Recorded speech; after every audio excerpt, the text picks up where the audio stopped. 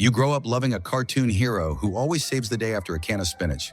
Now imagine that same sailor, after eating one contaminated can, transforms into a twisted killing machine. Welcome to Popeye the Slayer Man, 2025's most bizarre and blood-chilling horror film from director Robert Michael Ryan. And trust me, this is not the Popeye you remember. The legend goes like this. An old spinach canning factory lies deserted, but inside lurks a superhuman sailor who slaughters any intruder without mercy. One group of thrill seekers decides to investigate and film a documentary about the so-called Slayer Popeye. But from the moment they arrive, the air feels wrong. Neha catches a shadowy figure staring from a window. Yet when Rohan looks, it's gone. The main gate is locked, but Neha cracks it open in seconds. Inside, tension rises. A short-haired girl gets a call from her controlling boyfriend, Curly, but hangs up on him. Furious, Curly grabs two of his buddies, a gun, and heads for the factory. Meanwhile, the group splits up. Rohan with Neha, a blonde girl with a guy in a shirt, and the short-haired girl staying in the control room to watch the security feeds. In a dusty warehouse, the blonde and shirt guy toss aside an old spinach can, only for it to roll back toward them. A noise sends them jumping, but it turns out to be pigeons. Relieved, they turn to leave, unaware that in the shadows someone has just lit a match and is quietly watching.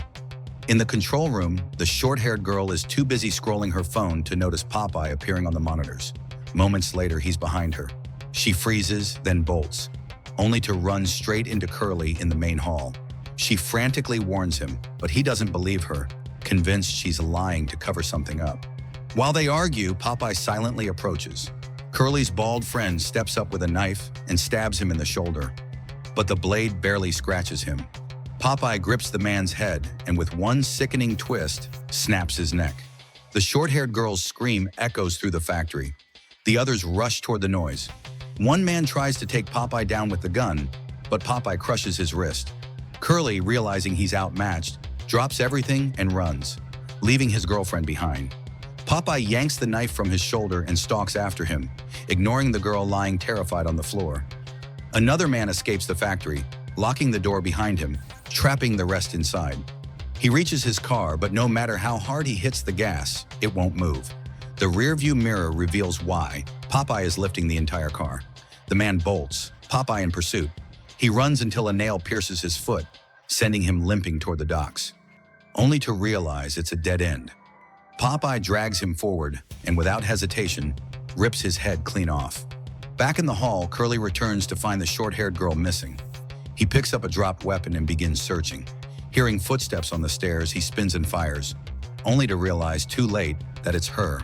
The bullet hits. There's no taking it back. Curly rushes over to check his wounded girlfriend, but before he can react, Popeye, drawn by the gunshot, appears. Curly grabs his gun to fire, only to find it jammed. Without a second thought, he abandons her yet again and bolts. The short-haired girl stares in horror as Popeye steps toward her, letting out another piercing scream. The rest of the group races back to the control room, but she's gone. Their phones have lost all signal. Rohan suggests splitting up to search. As the blonde girl and shirt guy look around, they stumble upon the bald man's mangled corpse. Panic sets in. They have to call the police, but the main door is locked tight. The shirt guy decides to climb to the roof for a possible signal. Before they can try, Popeye appears. They sprint for the stairs. The rooftop door is across a gap, and the shirt guy takes the risky route, climbing over a railing. He slips, plummeting to the ground, but lands on a cushion. His foot, however, is tangled in a net. The blonde girl calls down to check on him, and instead of helping him escape, they exchange a few nervous laughs, until she realizes how close danger is.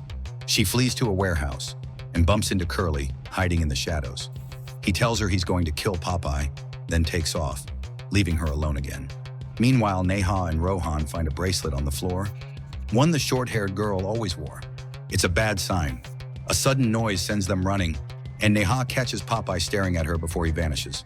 Now alone, the blonde girl's fear is unbearable. She flicks on her flashlight and searches for a hiding place, but finds Popeye instead. She bolts toward the rooftop area, tries the same crossing, and misses. This time there's no cushion. She's impaled on rebar below, dying next to the shirt guy. Neha and Rohan wander deeper into the factory, lost in its maze. until they spot a flicker of firelight in another room. Inside, they find shelves stacked with spinach cans and photos of Popeye. It's his personal space. He was once an ordinary man with a wife and daughter. Among the clutter is his wife's work badge. She had been an employee here. Old newspapers tell the story. She discovered the contaminated spinach and planned to expose the factory, but vanished before she could. Popeye stayed behind, searching for her. For 20 years, a whiff of smoke reminds Neha of the writing they saw earlier. Popeye must be close. They hide in a side room. Moments later, Popeye enters, staring at a framed photo. Rohan films the scene, but sneezes, drawing Popeye's attention.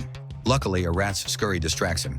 He sits down, cracks open a spinach can, gulps it down, and leaves, giving the pair a chance to slip out.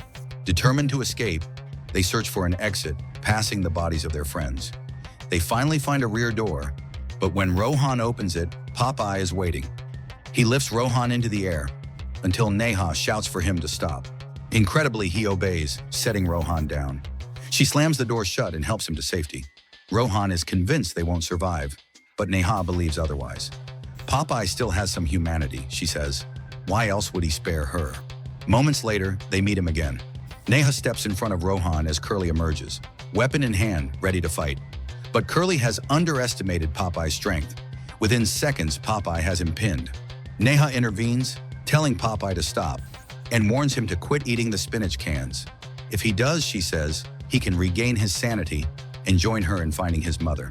Popeye seems to understand, until Curly smashes him over the head. Enraged, Popeye floors Curly with a single punch. Still not giving up, Curly grabs a can and seizes Neha as a hostage.